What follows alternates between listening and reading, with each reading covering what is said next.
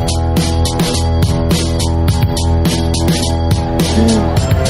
everyone, it's Bryant from Fanbase Press. We're here at San Diego Comic-Con 2018, and I'm here with illustrious comic book writer Ryan Cady. Thanks for that. Yeah? Come on. Illustrious? I'm trying to put... You're lifting me up. I appreciate it. Invincible. Positivity. Immortal. Hopefully. Undefeatable. I have a terrible fear of death, so those are the words to use. Yeah, thanks. Well, thank you. Happy to be here. Yeah, well, and we've been friends for a while. We've talked comics for a number of years now. And several times on the podcast. Yes, and now you've got a creator-owned series that's going to be coming out over at Image. Infinite Dark.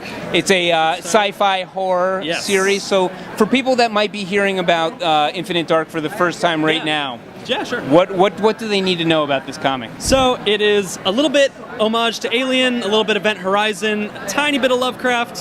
The idea is that basically after the end of the universe, humans have survived in this special ship called the Orpheus, and there's only a couple thousand humans left in existence, and something from outside begins influencing them and causing murders and horror on board the station.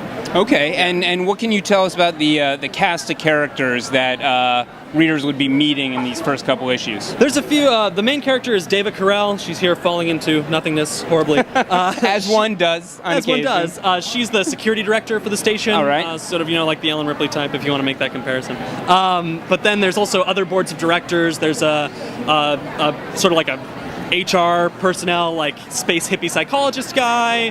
There's another woman who's like the project manager for the whole station. And one of my favorite characters, there's a shipboard AI. Okay. And he has like a crisp British voice. He's supposed to be like Pierce Brosnan-y. But he's always like a little stuffy. Like sometimes I write him like Sassy Alfred. And then of course there's the horrible entity from outside that's influencing them.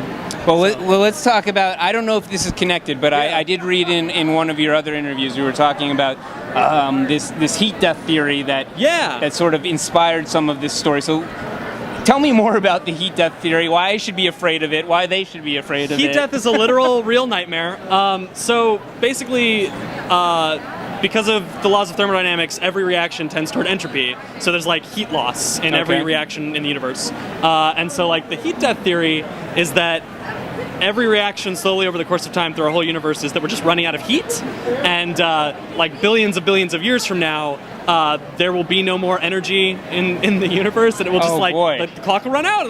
Like Morrison used it in Final Crisis, I think, in the DC universe as like an active thing, and so I'm kind of aping that a little more than the real scientific thing is just like very sad and boring, and it will probably really happen. And that has always terrified me, and that's kind of what the book is about, this idea that even if we as a species did everything right and like colonized other planets and moved out of our solar system, eventually the universe, reality would run out. And so Infinite Dark, while it's about that horrible setting, it's about a way to survive it.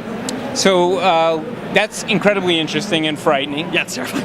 Keeps me up at night. Talk to us a little bit about the setting that these people are finding themselves in, because I don't even know what I would imagine what the lack of the universe existing would look like. So they build this, let me see if I can get a good splash page here. So they build this ship called the Orpheus, and it's like a space station that can project reality around it. It's like got a physics, like you'd have an energy shield. Instead, it's like it projects reality, and so that's just floating in pure nothingness. Like it's non-existence around that field, and so the people on board are just subsisting there. But the reason that makes the setting kind of bleak or grim is that the Orpheus was designed for tens of thousands of people to carry humanity into a new universe if the second Big Bang happened or whatever. That's what they were kind of hoping on. Right. They weren't able to get colonists on board. The kind of metaphor I use in the book is the Taj Mahal. They took so long to build this beautiful tomb, and then they lost the woman's body that was supposed to go in it, as like the legend or what. So the Orpheus is kind of the same way. All the people on board are staff and people who were building it. They couldn't get the colonists to it before the universe ended. So it's like a big tomb, like a ghost town. That's very bleak. And do they have, when they're existing in this spacecraft, do they have a plan for how life might move forward, or is it kind of like, well, we don't even know what to do now? So there are a few things. The main plan is that they can exist on it for a while. It's self-sustaining in a lot of ways. So the plan was that we'll just wait. Time might not even exist. They don't know if they'll age properly or how time will happen relatively. So the idea was they would wait for a second Big Bang. But it's been 2 years, and the first murder in the station's history happens. Right. And now waiting might not seem like the right thing to do. It's funny how murder gets in the way everywhere. Every time. Every time, everywhere. Even without a universe. No universe. 2,000 people left. You got to start killing each other. I don't know. It's a bleak thing. Well, yeah, quite accurate with human nature, I guess. Well, let's talk about real quickly about what you like as a writer regarding the sci-fi and the horror genres. I mean, for me, I actually generally, as a consumer, I tend to prefer the supernatural stuff. But what I love about sci-fi horror as a writer is that lots of people can be like, well, I'm not scared of ghosts because they aren't real. I'm scared of vampires, they're not real, whatever.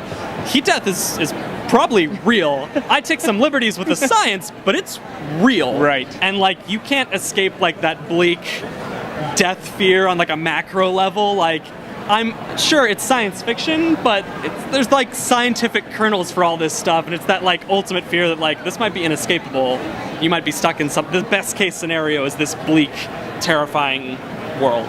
Well, speaking of bleak, terrifying worlds, clearly a lot of influence came from Alien. Yeah, I love Alien. And top 5 for me. So let's talk about your love of Alien. I know you're a big fan. Yes, I'm a huge fan. Yes. I could talk about Alien forever. Yes. But let's hear about what you like about Alien or any other space horror influences that maybe are finding their way into this book. I mean, I think for me, Alien is the hallmark, right? Okay. And sci-fi horror has never been as good as Alien. I feel like 100%. I mean, I love I like Event Horizon, and I've borrowed some elements, and I like a lot of there's this it's called Outland. That might not be right, but it's with Sean Connery. Yeah, it's not really a horror book, but there's elements to a movie, that kind of stuff. But for me, Alien is the best because it's the unknown, but like that you don't know things, and Ripley doesn't know things, and some people know things. It's mundane.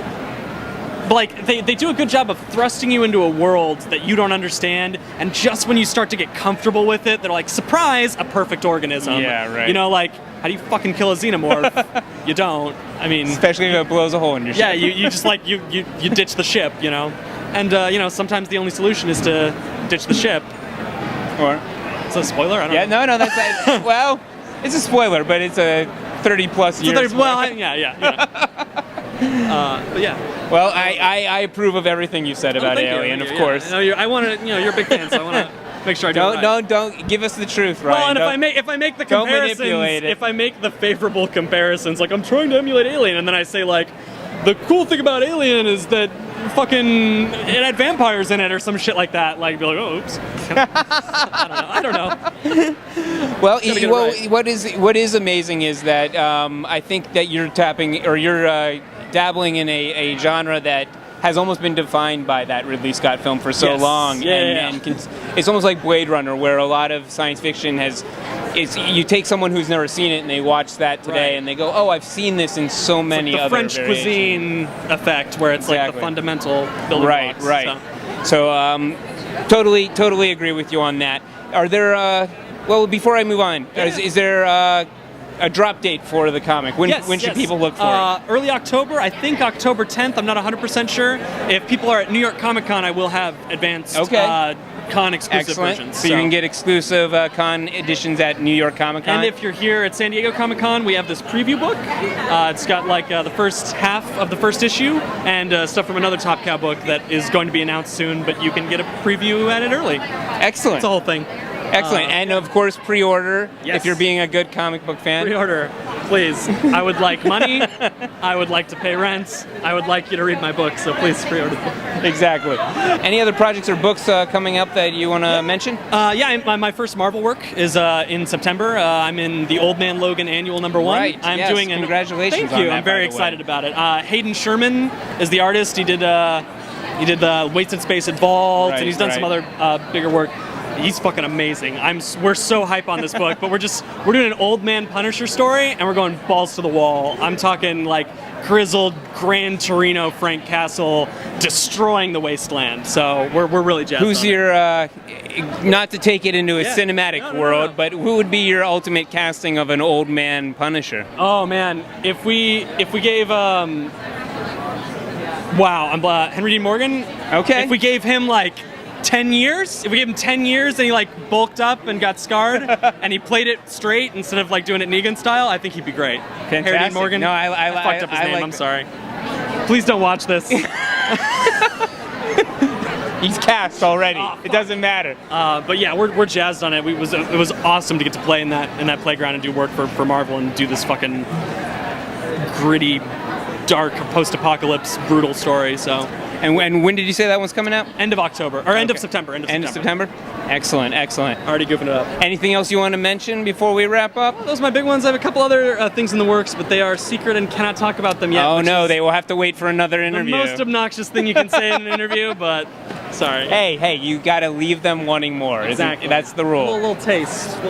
Well, definitely, I recommend everyone check out Infinite Dark, and well, definitely you'll want to keep an eye out for Old Man Logan coming up, and the Old Man Punisher story. So definitely check all those out. And if you want to check out more interviews like this one, all you have to do is, as always, go to www.fanbasepress.com.